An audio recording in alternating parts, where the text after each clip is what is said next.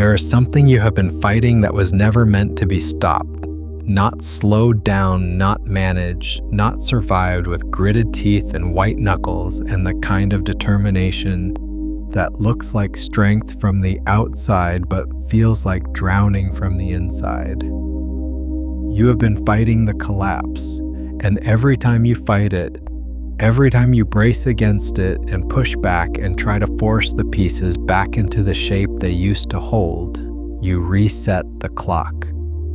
You delay the very thing the field is trying to deliver to you. This is not a video about giving up. This is not a video about surrender in the way you've been taught to fear that word. This is a video about something far more precise than surrender and far more powerful than resistance.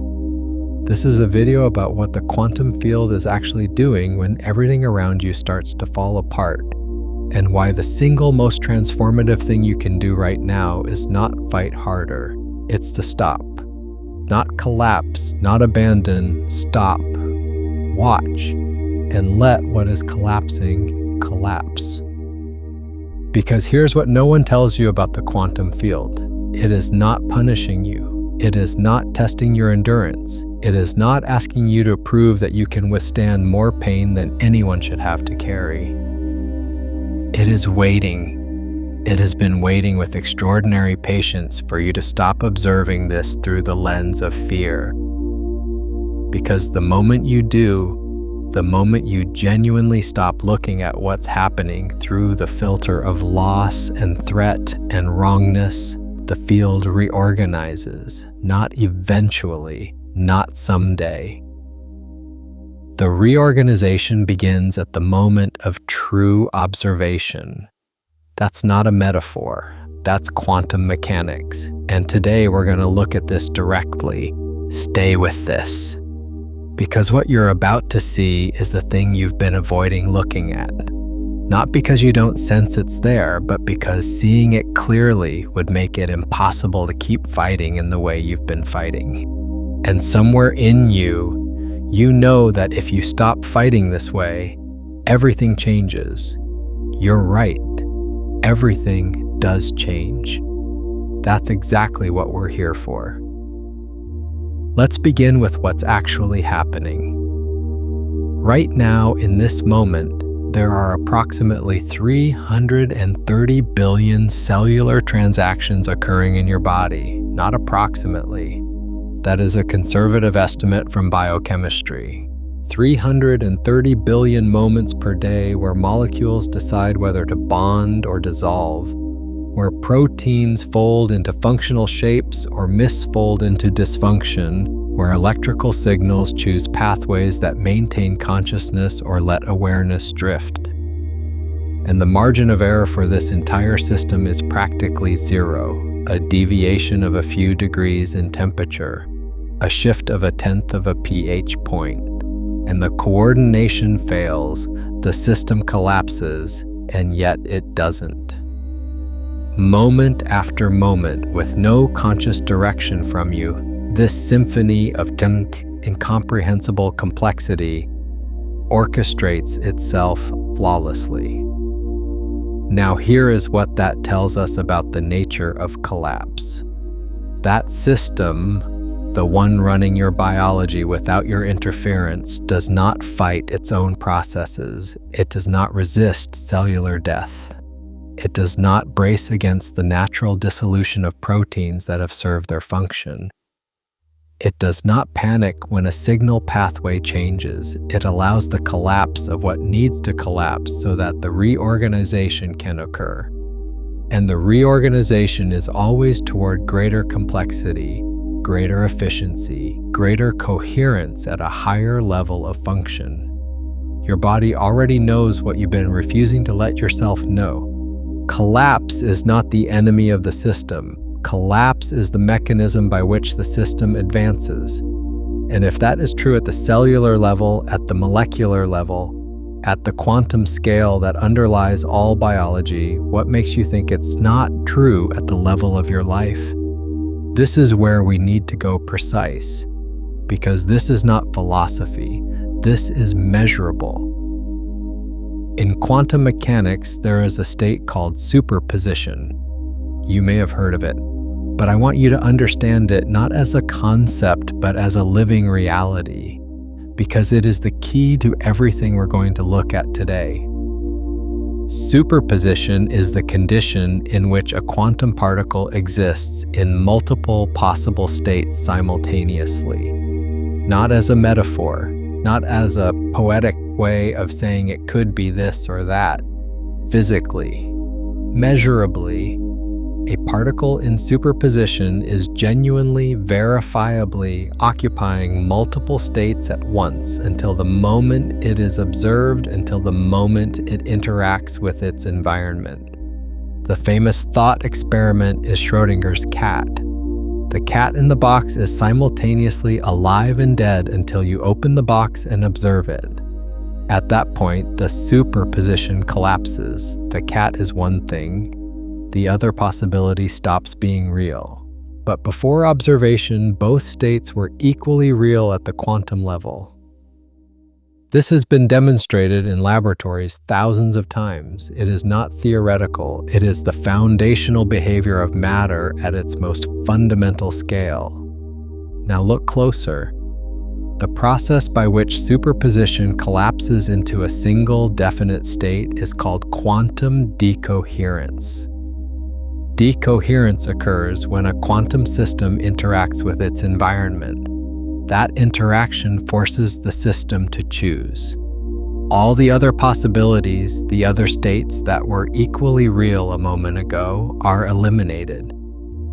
The system locks into classical reality, into the reality where things have definite positions, definite states, definite outcomes. And here's where most people stop. They learn about superposition and decoherence and they think, interesting physics. But what does that have to do with my life falling apart? Everything.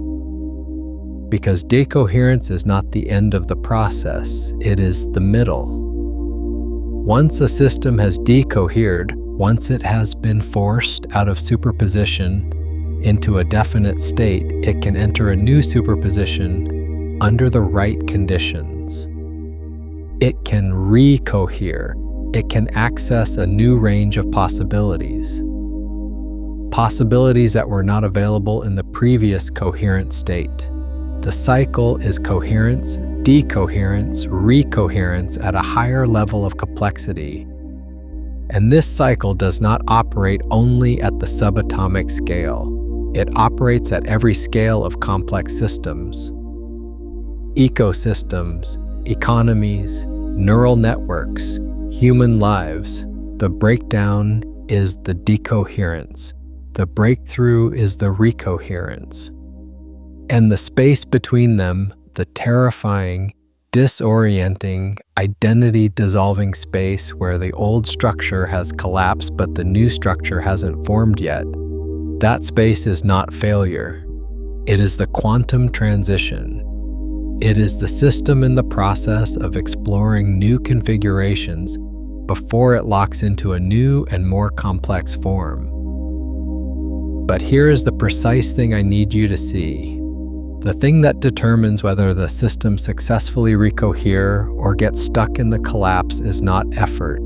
It is not willpower. It is not the quality of your problem solving or the sophistication of your strategy or the force of your determination. It is the quality of your observation. Watch what happens when you hear that. Notice if something in you wants to argue. Notice if the part of you that has been fighting this for months or years or decades is suddenly very uncomfortable with the idea that what's needed is not more effort, but clearer seeing. Notice that discomfort. Don't push it away. That discomfort is itself information. It is the part of you that has been running a very specific program. The program that says, if you stop fighting, you lose.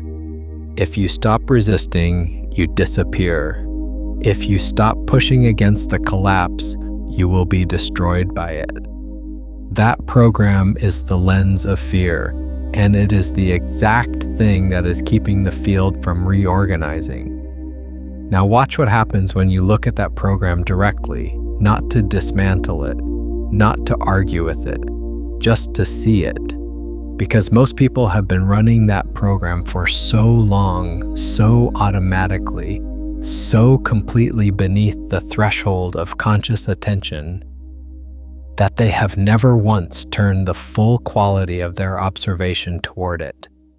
They have lived inside it the way a fish lives inside water, without ever noticing that there is water, without ever noticing that the medium itself is shaping every direction they can move. The program says, fight. The program says, resist. The program says, if you let this collapse, you will not survive it. And because you have never truly watched that program from the outside, because you have always been inside it looking out, you have taken its instructions as truth, as the only reasonable response to what's happening. But look closer. The program is not truth. The program is a construction.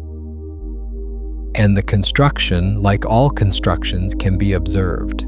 And what can be observed, what can be genuinely, clearly, directly seen without the filter of fear, cannot maintain its invisible authority over you. That is the precise mechanism by which observation transforms reality.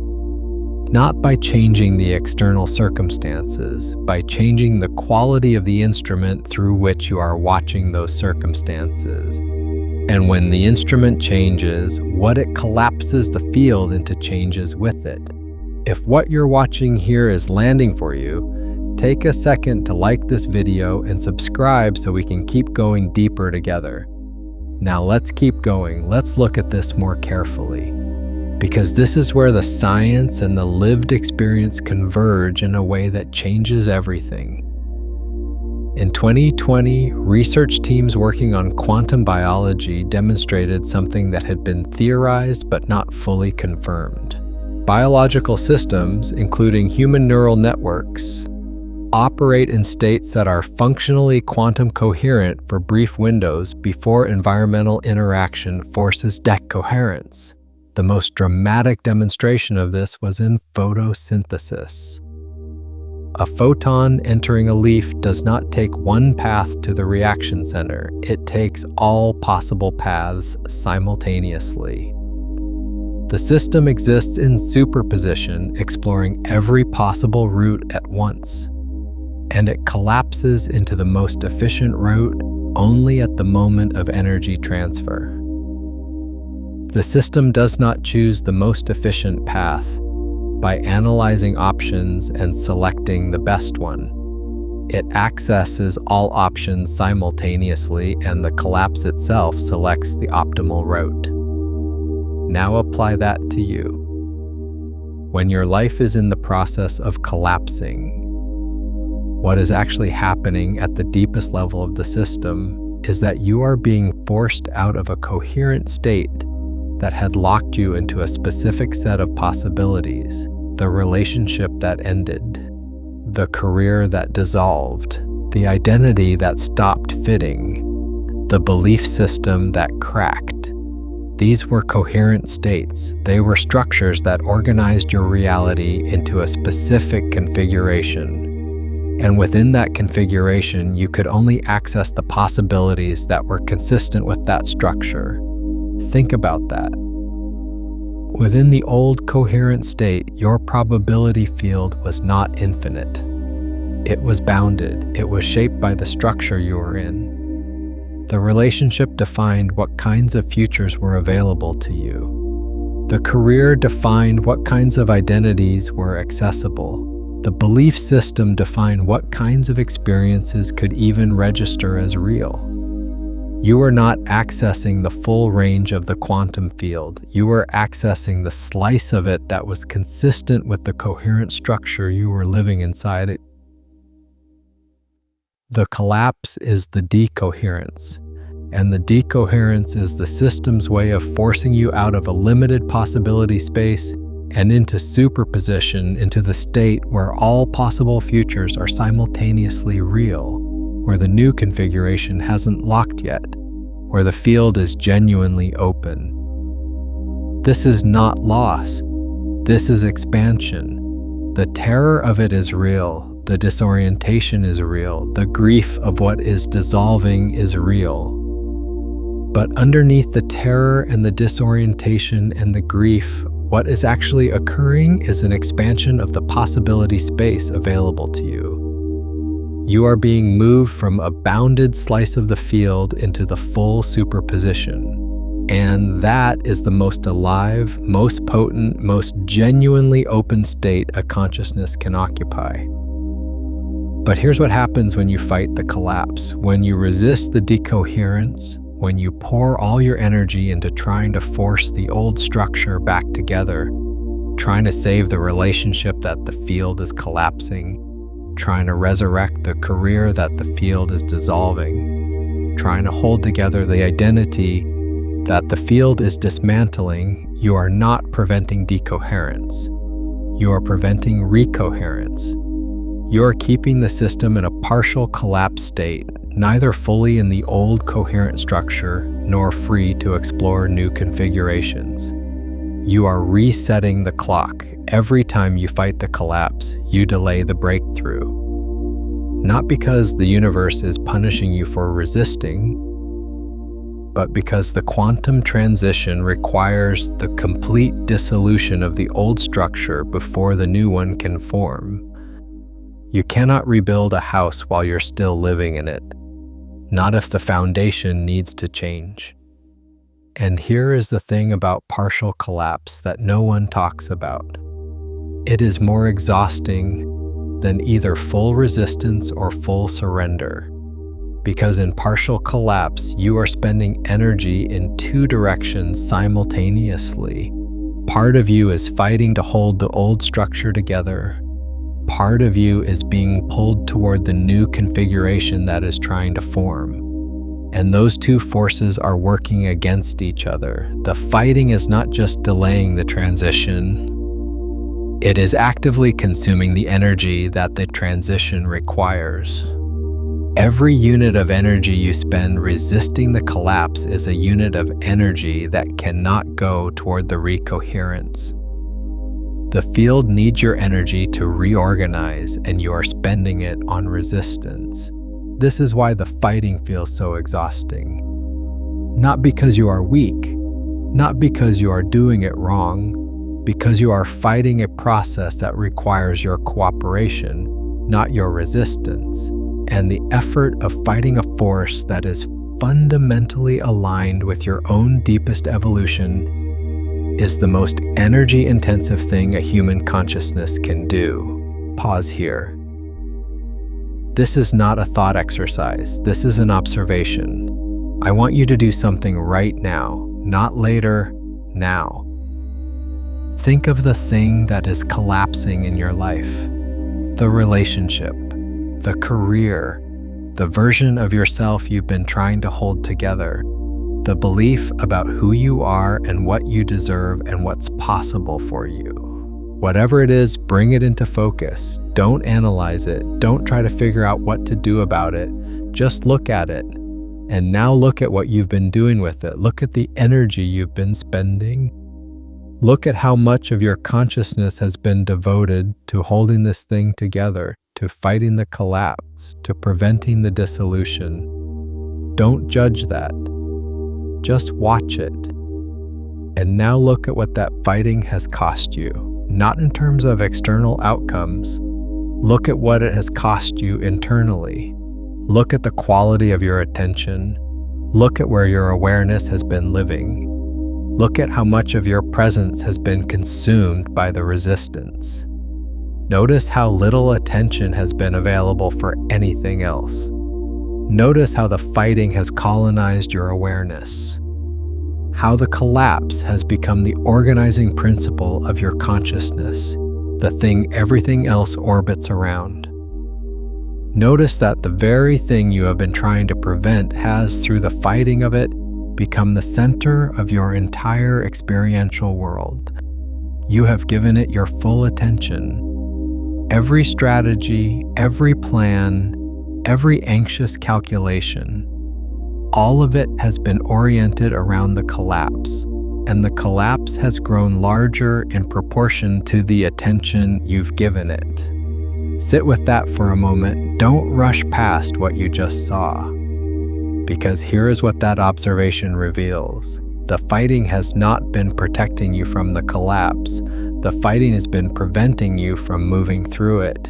And the field, the quantum probability field that is the substrate of your reality, has been waiting with extraordinary patience for you to stop, to watch, to let what is collapsing collapse. The moment you truly see this, something shifts. Not because you decided to shift it, because clarity is the only force that transforms without resistance, and you just applied it to the most defended place in your reality. Now let's go deeper into what you're actually seeing. There is a distinction that most people never make, and it is the distinction between two completely different relationships to collapse. The first is the relationship of fear. When you observe what's collapsing through the lens of fear, you are not actually observing it, you are reacting to it.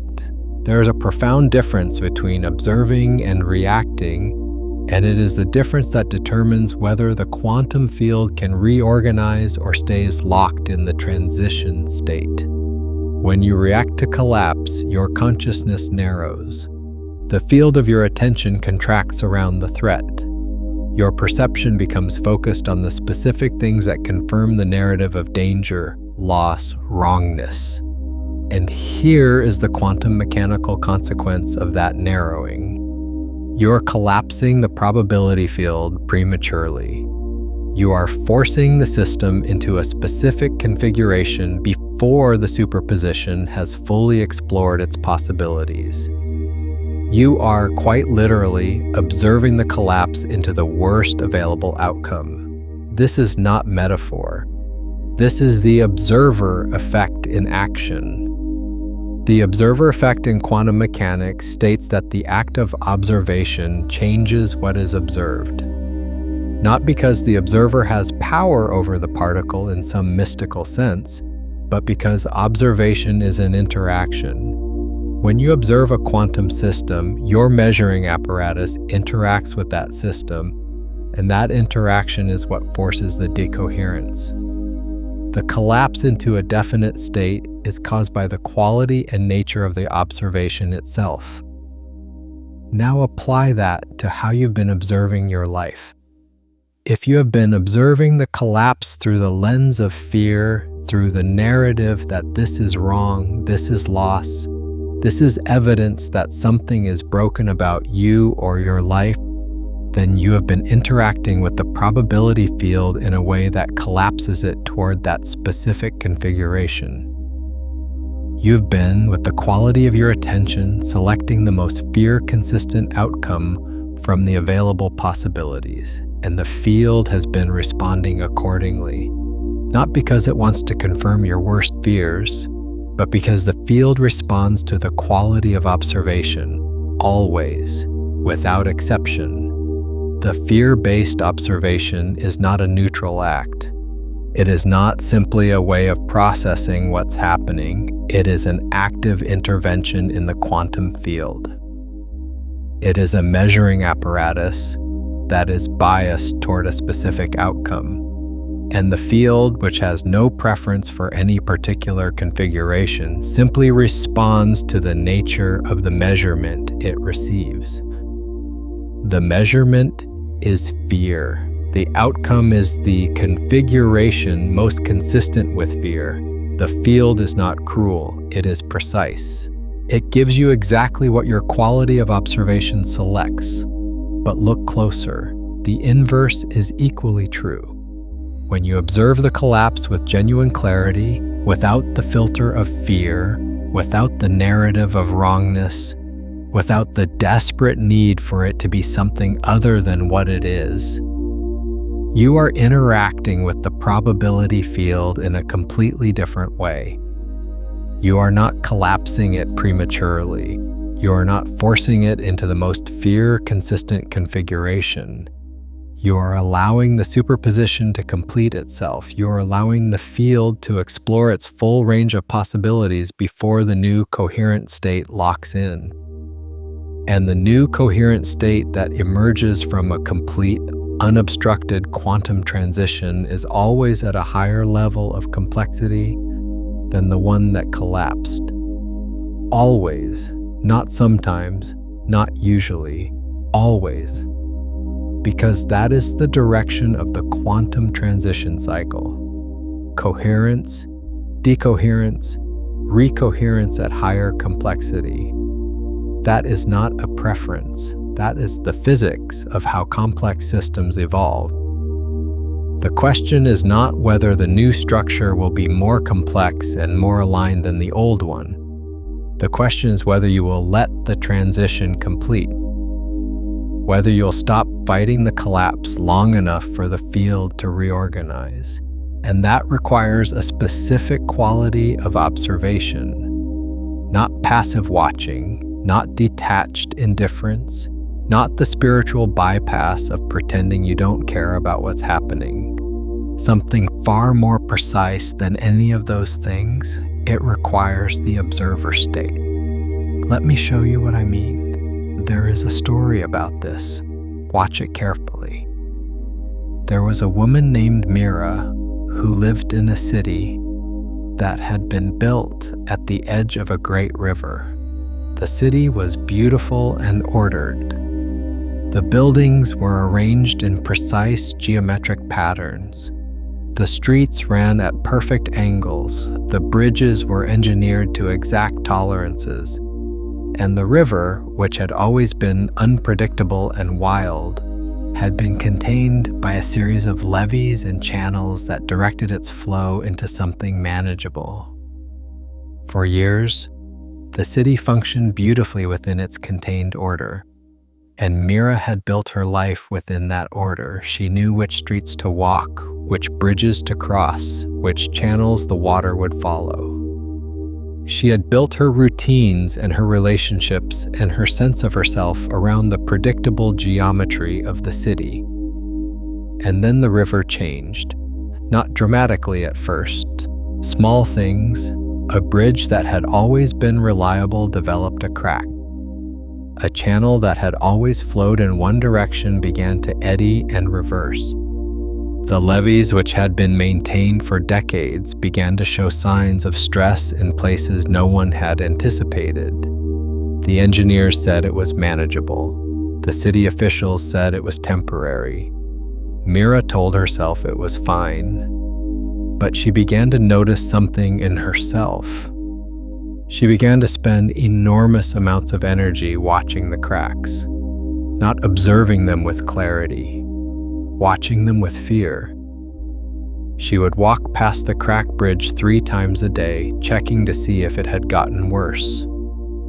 She would stand at the edge of the reverse channel and try to calculate when it would return to its normal direction. She would study the levees and look for new signs of stress. She devoted her attention, all of it, to monitoring the collapse and trying to prevent it. And the city continued to change. The cracks spread, the channels shifted, the levees began to fail in new places. One night, Mira was standing at the edge of the river, watching the water move in ways it had never moved before.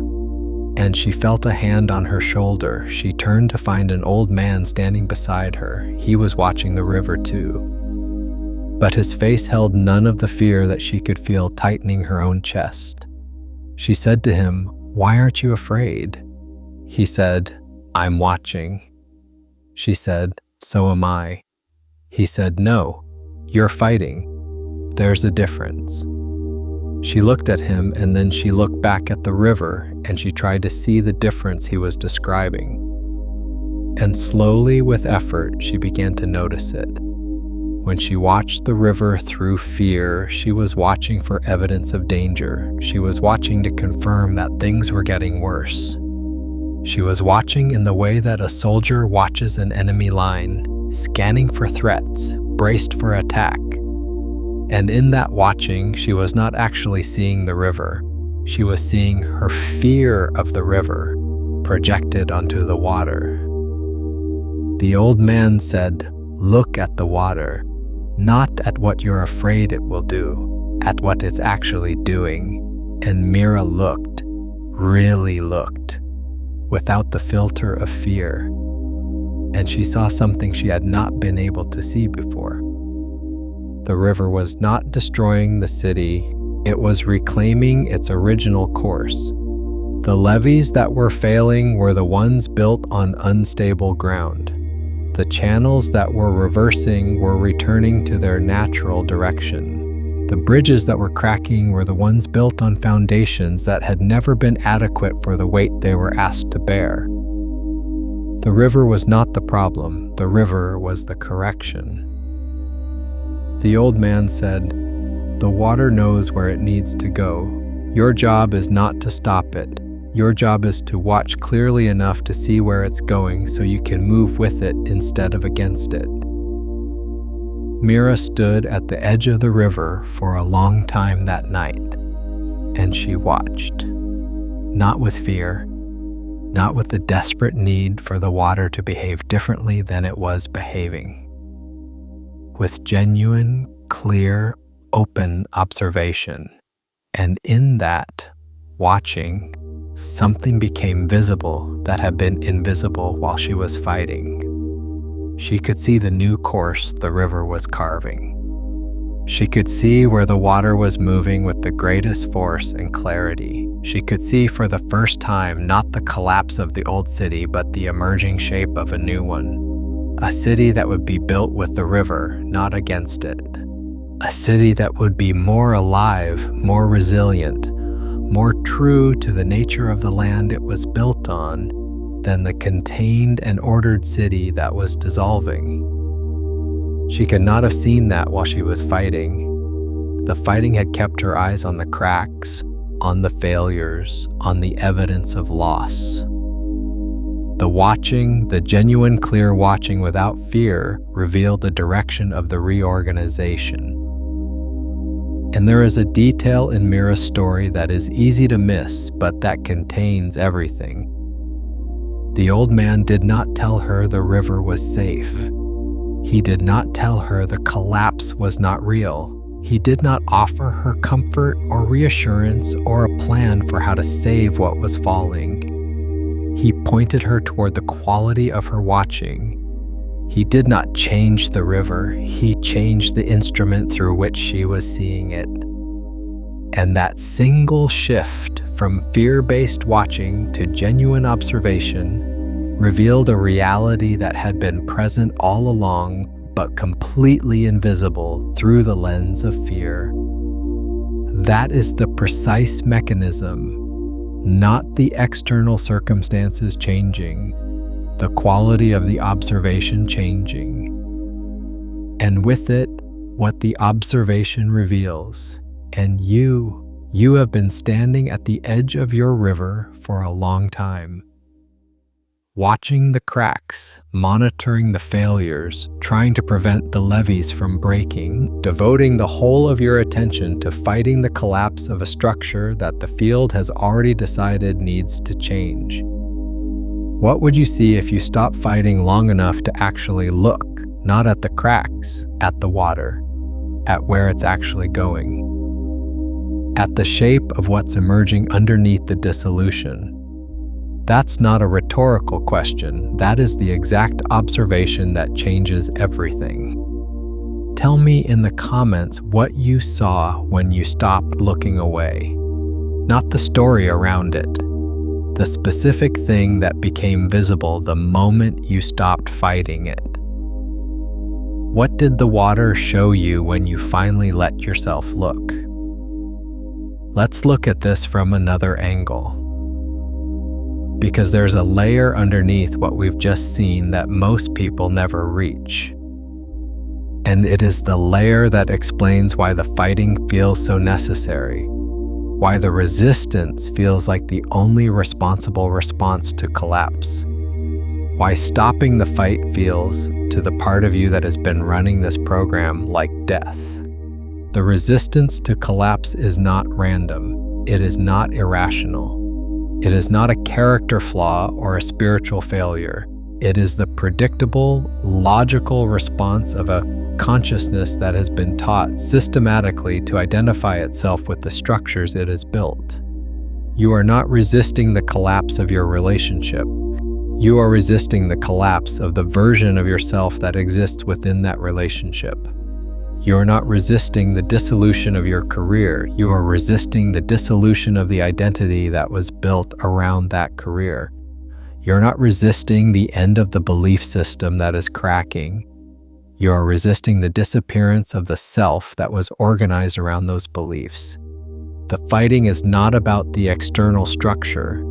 It is about the internal one. It is about the constructed self, the identity, the narrative of who you are and what you need and what you're capable of and what you deserve. That construction is what you're actually protecting. And that construction is what the field is actually asking you to let go of. And here is the precise thing you need to see about that construction. It is not you. Watch what happens in your body when you hear that. Notice the resistance. Notice the part of you that wants to argue.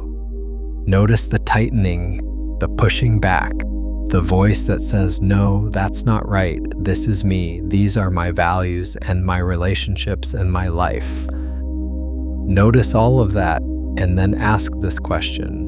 Who is noticing?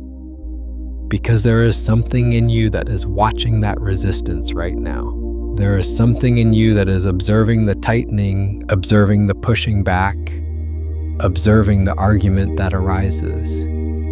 And that something, that observer, is not the construction it's watching. The observer cannot be the thing it observes. They are two different positions. You are the observer. You have always been the observer. The construction, the identity, the narrative, the version of yourself that was built around the structures that are now collapsing, that is what you've been watching. And it is what the field is asking you to watch more clearly. Because the moment you watch it clearly, the moment you see it as a construction rather than as you, it begins to lose its power over you. Not because you destroyed it, not because you forced it to change, because you saw it. And what has been truly seen cannot unsee itself. This is the quantum mechanics of identity. And it is the most important observation you will make in this entire transmission. Let's go deeper.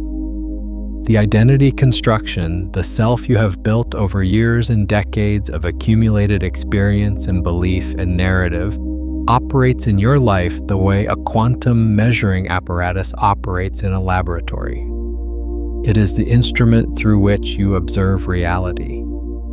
And because it is the instrument of observation, it shapes what you observe. It collapses the probability field toward outcomes that are consistent with its own structure. It selects from the infinite range of quantum possibilities the specific possibilities that confirm its own existence. This is not a spiritual metaphor.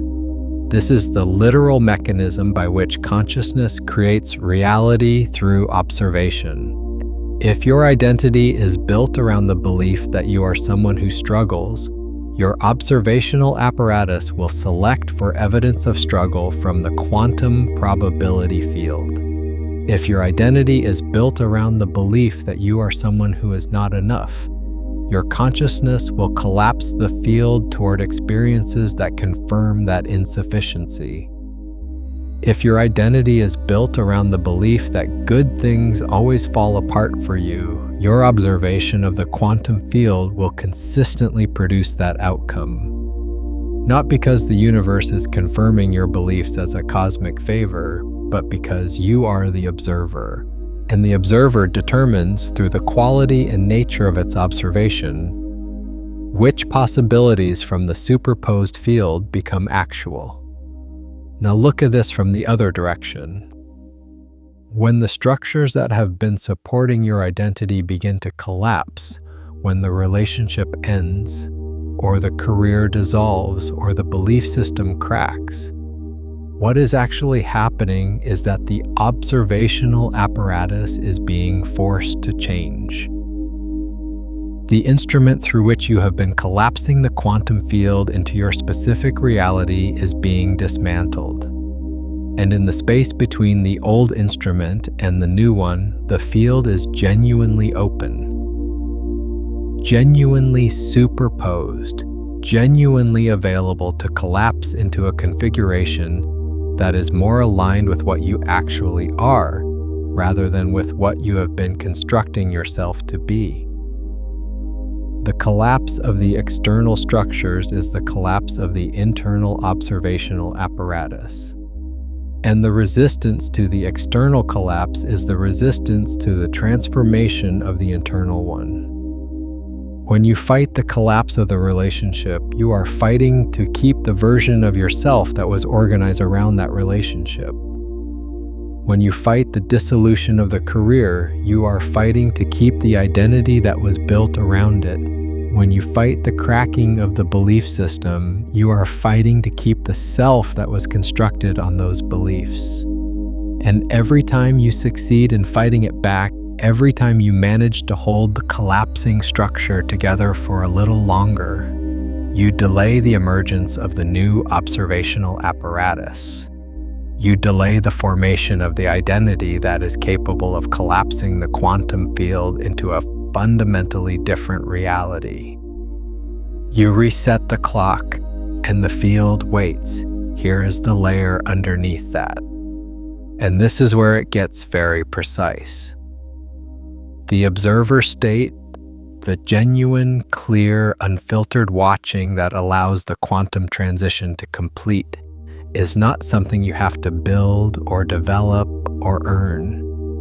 It is what you already are when you stop being the construction. It is not a skill. It is not a practice that you do until you get good at it. It is the recognition of what has always been present underneath the construction. You have always been the observer. The construction, the identity, the narrative, the self that was organized around the collapsing structures, that was always something you were watching. Even when you were most identified with it, even when it felt most completely like you, there was something in you that was watching it. You just weren't watching it as the observer. You were watching it as the construction watching itself. The shift that happens in genuine quantum transition is not the development of a new skill. It is the recognition of the difference between those two positions, between the construction watching itself and the observer watching the construction. And that recognition, that simple, clear seeing of the difference between what you are and what you've been constructing yourself to be, is what allows the field to reorganize.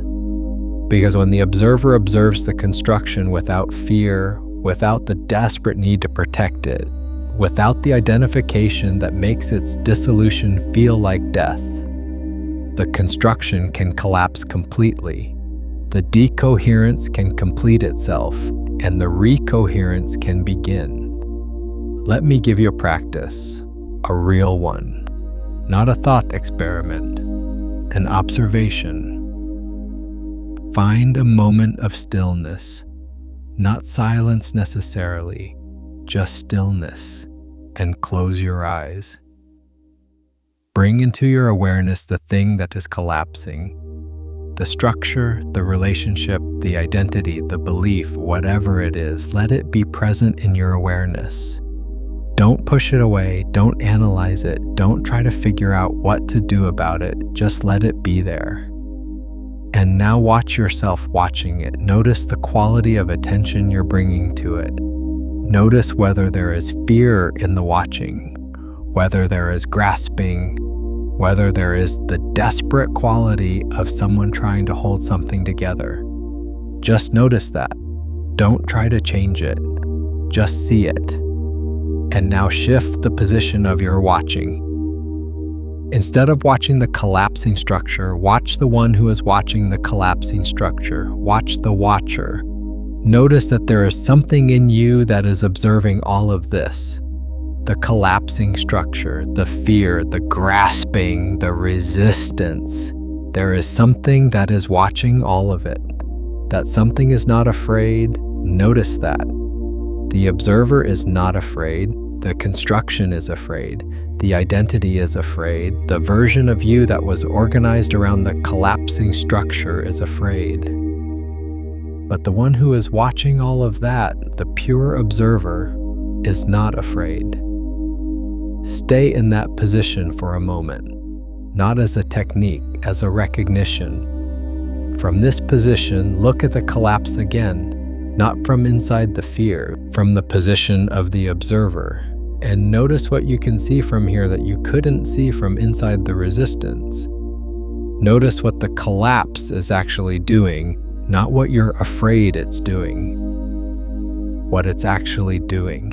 Where is the energy moving? What is being revealed by the dissolution?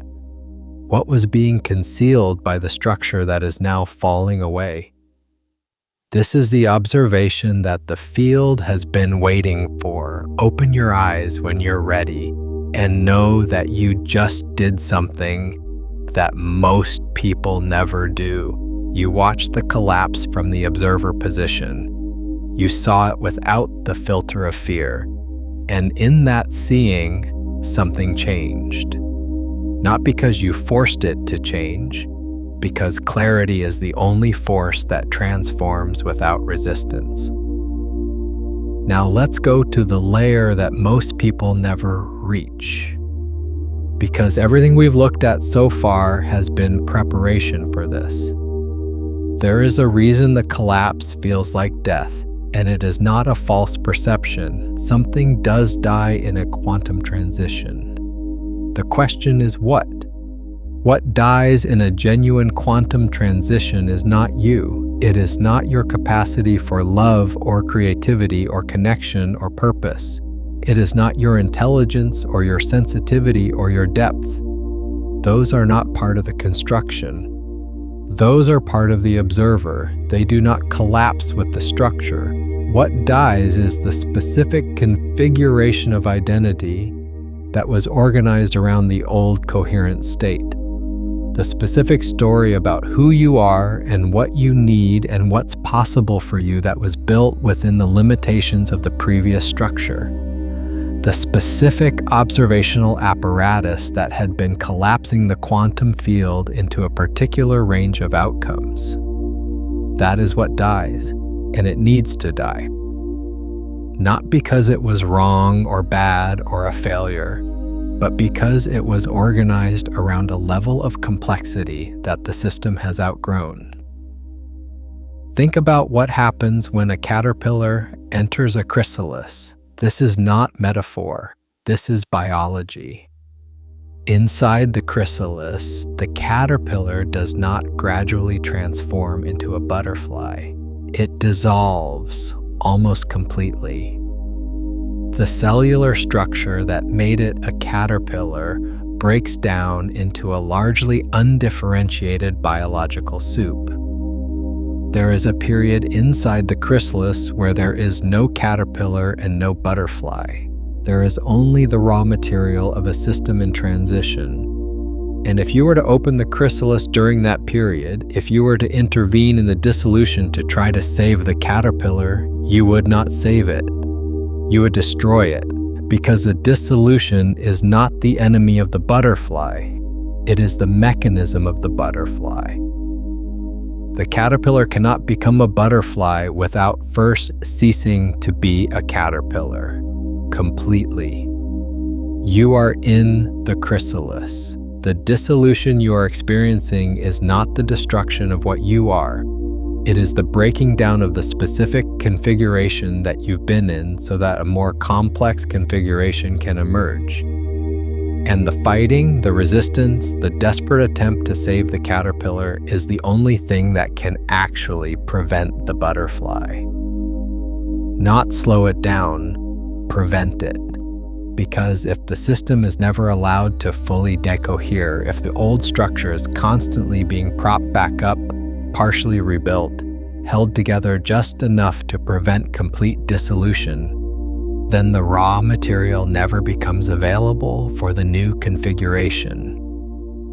The field never enters full superposition. The recoherence never occurs. You stay in the chrysalis, partially dissolved, neither caterpillar nor butterfly, and the field waits.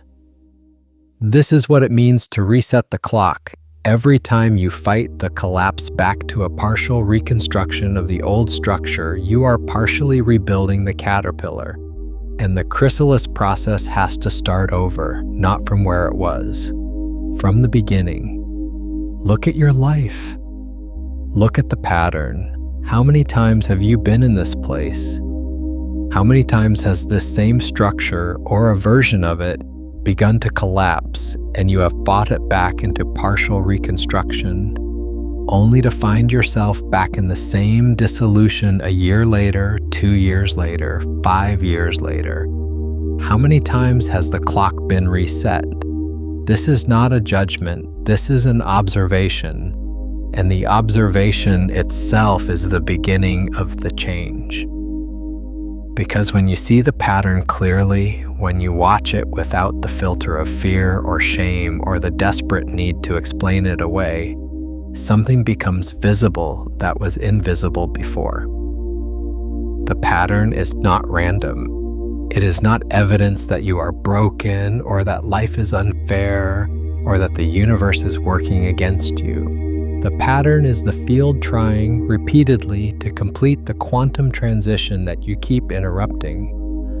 The field is not punishing you with the repetition. The field is patient. It will keep offering the same transition in increasingly insistent forms until you stop fighting it, until you let the dissolution complete, until you let the chrysalis do what it's designed to do. And when you finally do, when you finally stop fighting and let the collapse complete, the recoherence that occurs is not just a recovery. It is not a return to a previous state. It is the emergence of a fundamentally new configuration, a version of you with access to a range of possibilities that were not available within the old structure. A consciousness that collapses the quantum field into a reality that the previous version of you could not have imagined, let alone created. That's not a promise. That's the physics of quantum transition. Let me show you another layer of this.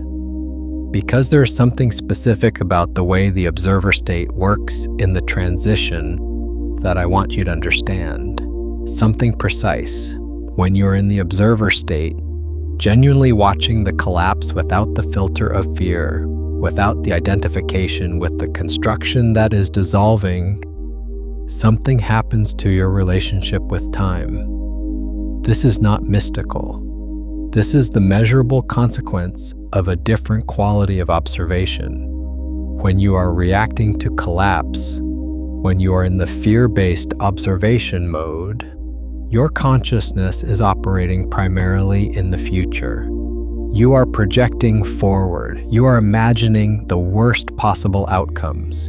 You are calculating what you will lose, what you will become, what will be left of you when this is over. Your attention is almost entirely devoted to a future that does not yet exist. A future that you are, through the quality of your observation, actively collapsing the field toward. When you shift to the observer state, when you genuinely watch what is happening now without the projection into a feared future, your consciousness comes into the present. And the present is the only temporal location where the quantum field can be observed. The only place where observation can change anything. The future is a projection, the past is a memory. The quantum field exists only in the present moment. And the observer effect, the actual mechanism by which consciousness changes reality through observation, only operates in the present. This is why the fighting never works. When you fight the collapse, you are fighting a projected future. You are spending your observational energy on a reality that doesn't exist yet. And in doing so, you are withdrawing your observational energy from the actual present moment where the field is genuinely open, where the superposition is genuinely available, where your observation can genuinely change what collapses. When you stop fighting, when you come into the present and simply watch what is actually happening, you are applying your observational energy to the only place where it can do anything. And the field responds, not eventually, immediately. Because the field is always responding to the quality of the observation it receives in every moment, without exception. The moment you stop observing through fear and start observing with clarity, the field begins to reorganize. The recoherence begins, not after the collapse is over, during it. Now here's the thing that most people misunderstand about this. The observer state is not a state of passivity. It is not a state of detachment. It is not the spiritual bypass of pretending that the collapse doesn't matter, or that the loss doesn't hurt, or that you don't care what happens. That is not observation. That is avoidance wearing the costume of enlightenment. Genuine observation is fully present with what is. It sees the pain of the loss. It sees the disorientation of the dissolution. It sees the fear that arises in the construction that is being dismantled. It sees all of it, clearly, without flinching, without looking away. But it sees it from the position of the observer, not from inside the construction, not identified with the fear, not collapsed into the narrative of wrongness and loss. It sees it as the witness, the one who is present with all of it, without being consumed by any of it. And from that position, something becomes possible that is impossible from inside the fear. You can see what the collapse is actually doing. You can see where the energy is moving.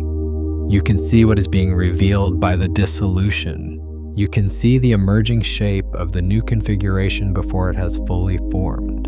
And that seeing, that genuine, clear, present, unfiltered seeing, is what the field is waiting for. Because the field responds to the quality of the observation, always. And when it receives the quality of observation that comes from the genuine observer state, it reorganizes toward that quality. It collapses toward clarity, toward the configuration that is most aligned with the observer who is watching it. This is what it means to say that the quantum field responds when you stop fighting the collapse. It is not that stopping the fight is a signal to the field that you're ready.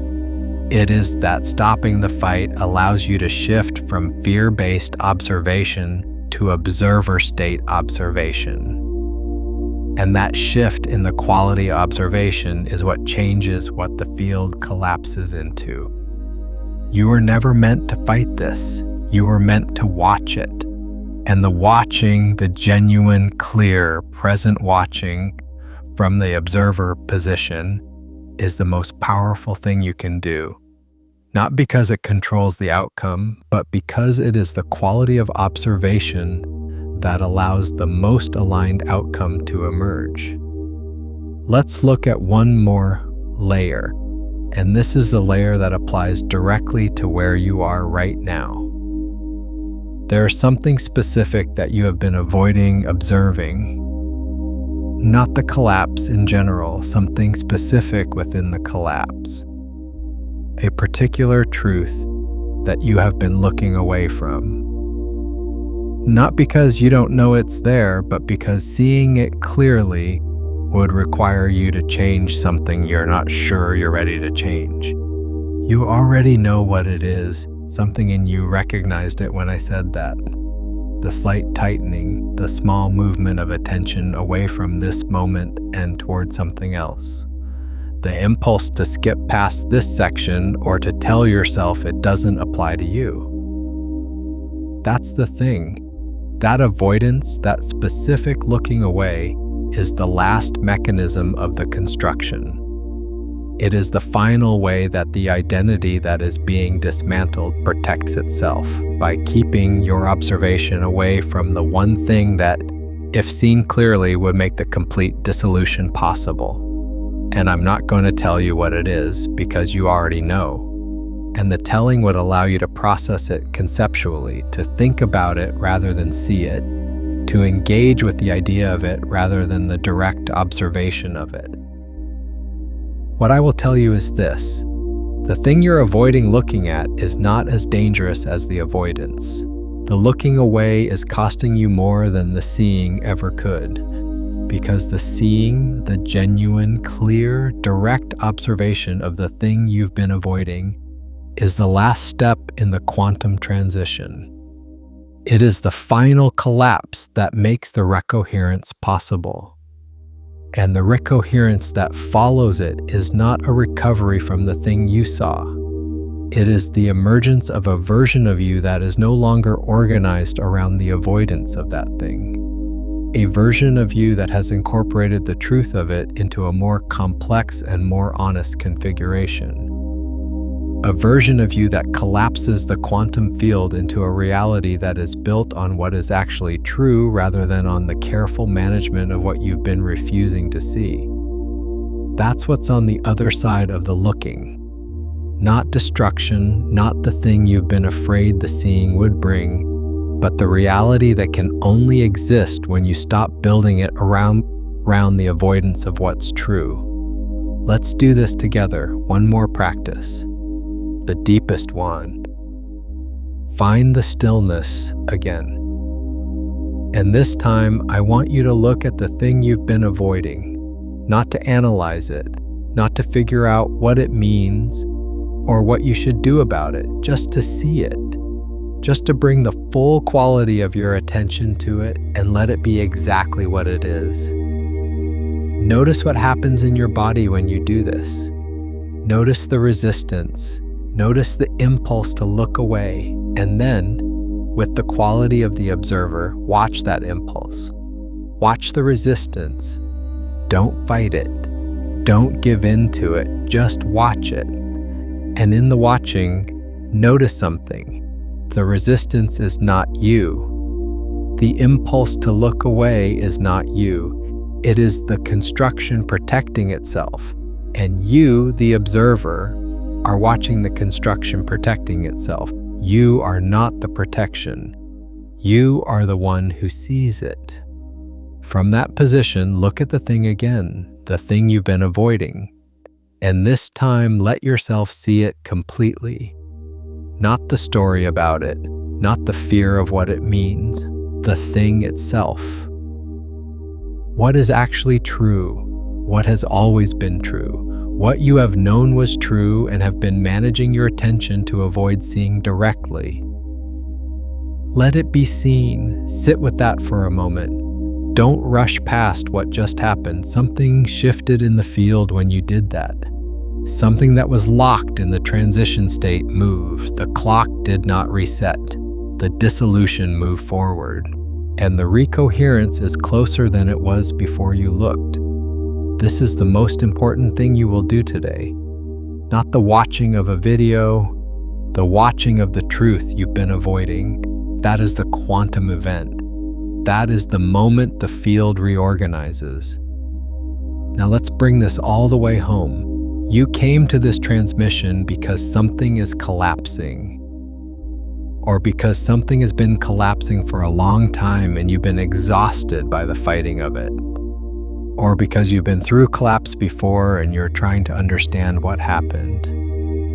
Or because some part of you, the part that is already the observer, recognized that there was something here you needed to see. Whatever brought you here, you have been watching. And what you've been watching has been watching you back. The quantum field is not a passive backdrop to your life. It is a responsive probability field that is in constant interaction with the quality of your observation. It has been responding to you this entire time, to every fear-based observation, to every act of resistance, to every moment of fighting the collapse. And it has been waiting with the kind of patience that only something as fundamental as the fabric of reality can have, for the quality of your observation to shift. It is not punishing you. It has never been punishing you. It has been holding open the superposition, the full range of possibilities, waiting for the observation that will collapse it toward the most aligned configuration. Waiting for you to stop observing through fear, waiting for you to shift to the observer state, waiting for you to let the collapse complete so the recoherence can begin.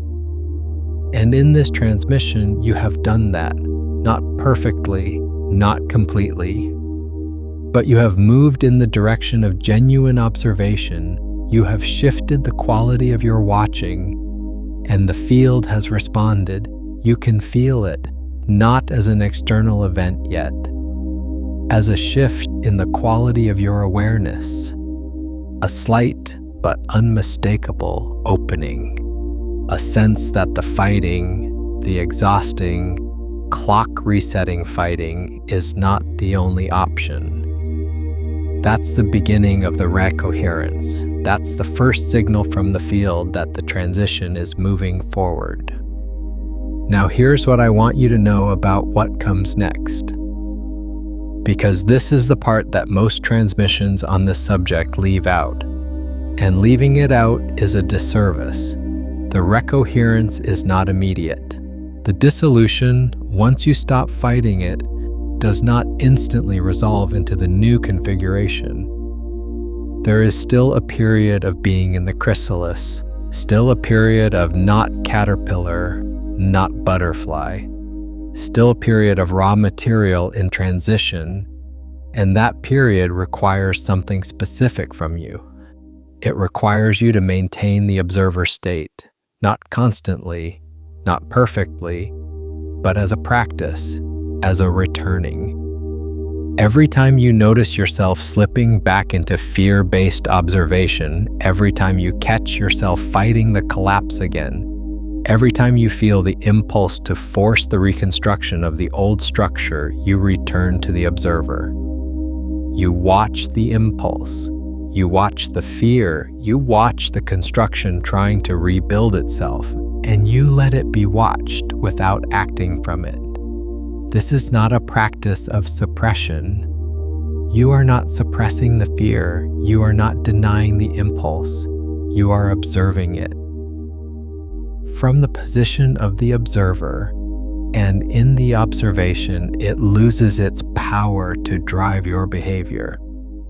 Not because you destroyed it, because you saw it, and what has been truly seen cannot unsee itself. This is the practice of the quantum transition, not the fighting of what's collapsing, the watching of it, the returning again and again to the observer position, the maintenance of the quality of observation that allows the field to reorganize. And in that practice, something accumulates. Each time you return to the observer state, each time you choose watching over fighting, each time you let the collapse be exactly what it is without resistance, the quality of your observation deepens. The clarity sharpens. The field receives a more precise signal. And the recoherence that is forming in the superposition, the new configuration that is exploring its possibilities in the quantum field, moves closer to locking in. This is not a passive process. It is the most active thing you can do. It requires more genuine presence, more courage, more willingness to be with what is than any amount of fighting ever demanded. Because fighting is easy, resistance is automatic. The construction knows how to fight. It has been doing it for years. What requires genuine effort, genuine choice, genuine courage is the watching. The staying in the observer position when every instinct of the construction is screaming at you to act, to fix, to force, to prevent. That is the work, not the fighting, the watching. And the watching is what the field responds to. Let's bring the community into this. Right now, there are people watching this transmission who are in the middle of their own quantum transition. People who have been fighting their collapse for months or years. People who are exhausted by the resistance. People who have been resetting their own clock over and over without understanding why nothing changes. People who are in the chrysalis, partially dissolved, waiting for the courage to let the dissolution complete. If that's you, I want you to do something, not for the algorithm, not as a gesture, as an act of genuine witnessing. Drop in the comments below the specific thing you've been refusing to look at. Not the whole story, just the thing, one sentence. What has the construction been protecting itself from seeing? You don't have to explain it. You don't have to justify it. You don't have to figure out what it means. Just name it, because the naming is an act of observation. And the observation changes the field. For you and for everyone else who reads it and recognizes their own version of that same thing. This is not a comment section, it is a field of observers, and the collective quality of observation that is generated when a group of people are all genuinely watching the same truth, all choosing the observer position over the fighting position, is amplified. The field responds not just to individual observation, but to the collective quality of a shared seeing. You are not alone in this transition, and the quality of your watching contributes to the quality of everyone else's. This is the quantum entanglement of consciousness in practice. When you choose to see clearly, you make it easier for others to see clearly. When you drop the fighting and return to the observer, you contribute to a field of clarity that supports everyone who is watching. Type this in the comments if you're willing to see it. Type, "I see it." And what has been seen cannot be unseen. Not as an affirmation, as an observation, as the declaration of someone who has shifted from fighting to watching. As the signal to the field that the quality of your observation has changed. And if this transmission reached something in you that has been waiting to be reached, if something shifted in the quality of your seeing while you were watching this, share it with someone who is in their own collapse. When you do that, you give them permission to look at what they've been avoiding. You show them by your own willingness to see that the seeing is survivable, that it is in fact the only thing that moves the field. That act of sharing creates a field of collective observation that benefits both of you. Their clarity deepens yours. Your courage to look amplifies theirs. What individual observation begins, collective seeing completes. Because the most generous thing you can do for someone who is fighting their collapse is to show them that there is another option. Not through telling them to stop fighting, but through the quality of your own watching, through the clarity you carry when you have genuinely shifted to the observer position. That clarity is contagious. It is the most transmissible thing in the quantum field. And when the noise of the day has settled tonight, or in a moment when you feel yourself reacting instead of watching, come back to this. Re-watch it from the observer position you now know is available to you. You will see something in it the second time that you could not have seen the first time. Because the instrument of your observation has already changed. Now let's integrate what you've seen in this transmission. Because integration is not a passive process. It is the act of allowing what you've observed to reorganize your relationship with what's collapsing. And that reorganization requires one specific thing.